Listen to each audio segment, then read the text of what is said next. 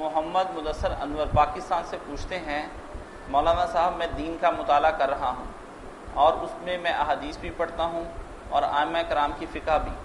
اس دوران مجھے یہ سمجھ میں نہیں آتا کہ صحیح حدیث اور ضعیف حدیث کے درمیان ایک آدمی کیسے فرق کرے، جبکہ ائمہ کے اندر بھی میں نے بہت سا اختلاف دیکھا ہے۔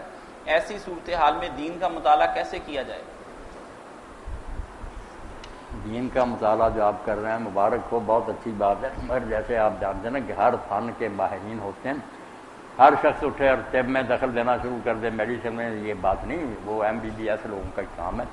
اسی طرح ہر بچہ اٹھے اور کتاب کو اٹھائی ترنے والے فیصلے دینے لگے کہ یہ امام ٹھیک ہے، یہ حدیث ٹھیک ہے، اس سے برباد ہو جائے گا۔ کسی عالم سے رابطہ رکھے جس کو وہ سمجھے کہ یہ متقی آدمی ہے، دین فروش نہیں ہے، لوگ اس پر اعتماد، اس سے پوچھے، اس کی آگے ذمہ داری کو اللہ سے ڈر کے نا صحیح بات معلوم کر کے اس کو بتائے۔ لوگ نہیں فیصلہ کر سکتے، بڑے بڑے عالموں کے اتنے حیران ہیں، روایتوں کے بارے میں جھگڑے ہی، کوئی کہتا ہے یہ روایت صحیح ہے، کوئی کہتا ہے ضعیف ہے، عالم حل کر سکتے ہیں، عام لوگوں کا کام نہیں۔ اس تقلید اور جو ہے نا کا مسئلہ، اس میں مولانا مودودی رحمۃ اللہ نے جو بات کی وہ انصاف کی بات ہے کہ عوام کے لیے تقلید لازم ہے۔